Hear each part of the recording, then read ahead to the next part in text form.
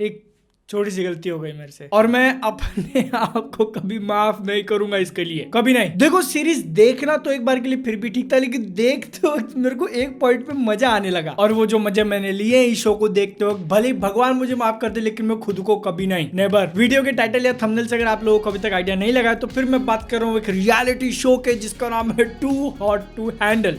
और सच बोलूं तो ये एक ट्रैप है जिसके अंदर मेरे जैसे मासूम लोग फंस जाते हैं। अब देखो हुआ क्या ना, नेटफ्लिक्स के ऊपर ही मैंने एक सीरीज देख के खत्म की, जोजोस बिजार एडवेंचर। अब इतना होने के बाद मैं सोच ही रहा था कि अगला शो कौन सा देखा जाए। नेटफ्लिक्स नाम का जो डेविल है उसने मेरे सामने एक सजेशन रखा, too hot to handle season 3। और देखो यहाँ पे मैं एकदम सच्ची ऑनेस्टली बोलता हूँ कि मैंने बहुत ज्यादा कोशिश की उसको रेजिस्ट करने की, बहुत ज्यादा। और देखो मैं खुद को लेके क्यों गुस्सा हूँ, क्योंकि मैंने इसका ऑलरेडी सीजन 1 देखा, उसके ऊपर वीडियो भी बनाया है। तो इसका सीजन 3 का सेशन देखते टाइम मुझे पता था कि क्या देखने मिलेगा, फिर भी मैं गया, क्योंकि कभी कभी इंसान के अंदर का जो कल्चर है वो जाग जाता है और फिर वो फ्लो में डिसीजन ले लेता है। लेकिन इसके लिए तुम मेरे को जज मत करना, क्योंकि ये जो शिट है ना वो नेटफ्लिक्स के टॉप ट्रेंडिंग पे था, इंडिया में टॉप 10 पे। तो मतलब मैं अकेला नहीं हूँ जिसने ये गुनाह किया। और इसको देखने के बाद मैं सिर्फ इतना बोलूंगा, please don't watch it, please मत देखो। क्योंकि अगर इसको देखते वक्त अगर आप लोगों को मजा आने लगा ना बिल्कुल मेरी तरह, तो you are a piece of shit, बिल्कुल मेरी तरह। लेकिन अब देखो इससे पहले हम लोग वीडियो में और आगे बढ़े और ये जो महान शो बनाया गया है इसकी क्वालिटीज के बारे में बात करें, पहले मैं कम से कम इतना तो एक्सप्लेन कर दूं कि ये चीज है क्या। आप में से वो लोग जिनके अंदर अभी तक देव मानुष जिंदा था, जिन्होंने अब तक इसके ऊपर नजर नहीं डाला, तो फिर उनको पता चलना चाहिए ना क्या चीज है। तो basically too hot to handle एक रियलिटी शो है जिसके अंदर वो लोग 10 singles ready to mingle foreigners को एकदम गजब वाली जगह पे रहने के लिए छोड़ देते हैं। मैं फॉरेनर बोल रहा हूँ क्योंकि अब तक तो मैंने शो के अंदर किसी इंडियन को देखा नहीं, तो सिर्फ विदेशी माल मिलेगा। अब ये शो बनाने के पीछे जो ज्ञान पेला जाता है ना अपने को, कि वो लोग ये 10 लोगों को एक साथ रहने के लिए क्यों छोड़ रहे हैं, ताकि वो कंटेस्टेंट्स अपने जिस्मानी लालच को छोड़ के मन टू मन कनेक्शन बनाए, डीप मीनिंग वाले बॉन्ड्स जिसको बोलते हैं ना पवित्र संबंध।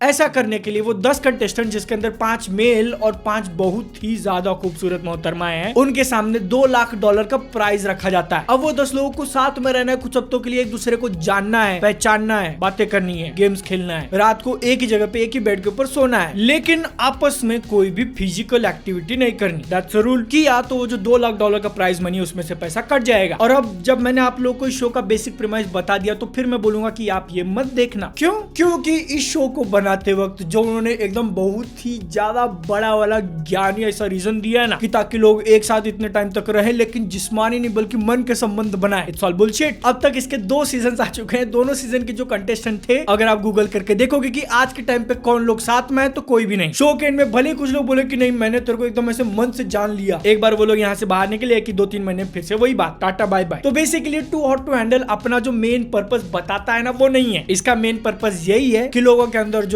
ठरक भरी हुई है उसका फायदा उठाए, और उसका फायदा ये लोग डेफिनेटली उठाते, क्योंकि अब देखो शो 18+ है। लेकिन इसके अंदर कुछ डायरेक्टली ऐसे दिखाया नहीं गया है, लेकिन फिर भी इतनी चीजें तो आपके सामने रख दी जाएंगी कि आप उसको पॉज करके अपना इमेजिनेशन दौड़ा दो, जिसकी बहुत सारे जगहों पे जरूरत नहीं थी। अब देखो इतनी सारी चीजें बोली जाती है कि इस सिनेमा के अंदर वुमेन को ऑब्जेक्टिफाई किया जाता है, जानबूझ के शॉर्ट्स को उनके पर्टिकुलर बॉडी पार्ट के ऊपर फोकस किया जाता है, जो कि बिल्कुल भी सही नहीं है। क्योंकि अगर आप ये सारी चीजें कुछ टाइम के लिए करोगे तो लोग नोटिस करेंगे, उसके ऊपर बातें बनाएंगे, आपको गालियां देंगे, कंट्रोवर्सी होगी। लेकिन अगर आप लोगों ने इसी चीज के ऊपर पूरा शो बना दिया और हर तीसरे चौथे मिनट आपको उसके दर्शन कराए गए, फिर तो कोई ऑफेंड नहीं होगा ना, because it's a common thing. अभी कोई एक मोहतरमा बोट पे से उतर रही है, उसको सीधा उतरने नहीं आ रहा, तो पीछे मुड़ के उतरेगी। ऐसे टाइम पे कैमरा फोकस उसके ऊपर रखना जरूरी है ना। और ये जो टीजिंग वाले पार्ट की मैं बात कर रहा हूं ना, वो तो भर भर के दिखाया गया, लेकिन उसी के साथ साथ इतना ज्यादा क्रिंज है ये शो।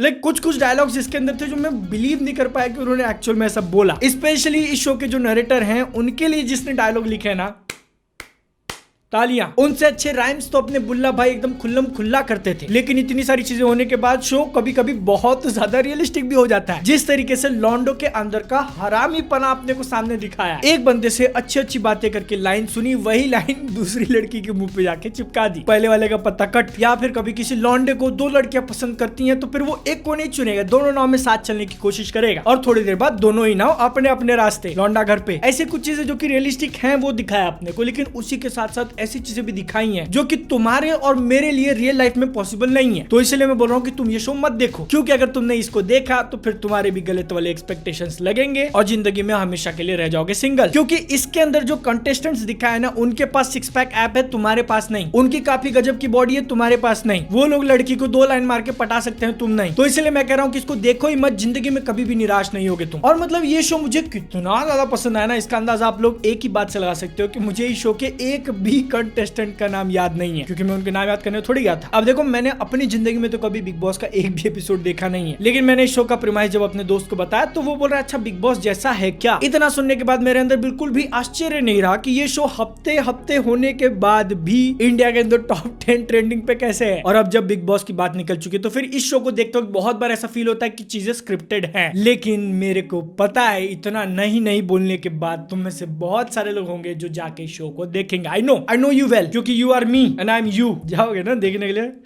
साला हरामी मानुस। मैं बोल रहा हूँ यार, इसको देख के मजा नहीं आता है। बहुत सारी चीजें वो लोग बार बार रिपीट करके दिखाएंगे, हर 1-2 मिनट बाद सस्पेंस बढ़ाने की कोशिश करेंगे। I don't like that. तो इसलिए मैं रेकमेंड नहीं कर रहा हूँ टू हॉट टू हैंडल। लेकिन फिर भी अगर तुमने जाके देखने का मन बना दिया है तो फिर इस शो के मामले में थोड़ा एक पीरो होने के नाते मैं आप लोगों को कुछ सजेशन देना चाहूंगा कि आप लोग अगर अपने मन से इस सीरीज को देखने जा रहे हो तो फिर क्या करना चाहिए। सबसे पहले ढूंढो हेडफोन्स, उसके बाद घर का एक कॉर्नर। एपिसोड चालू करने से पहले अपने लैपटॉप या फोन का कैमरा सील करना मत भूलना। किसी ने रिकॉर्ड कर लिया तो फिर रिएक्शन देने वाला लीक एमएमएस बन जाएगा तुम्हारा।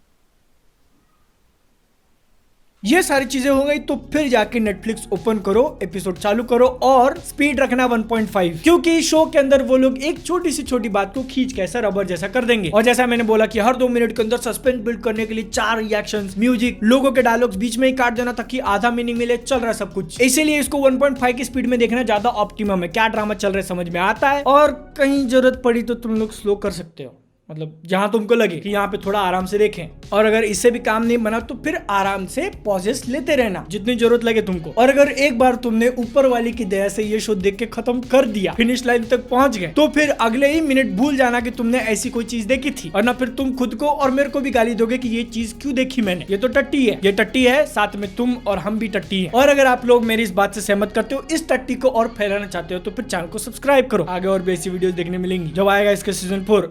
मेरे से पर्सनली कनेक्ट करना मिल जाएगा इंस्टाग्राम पे, वरना अगली वीडियो में। तब तक के लिए जय हिंद, वंदे मातरम। ताकि वो कंटेस्टेंट अपने जिस्मानी बोले या नहीं बोलूं।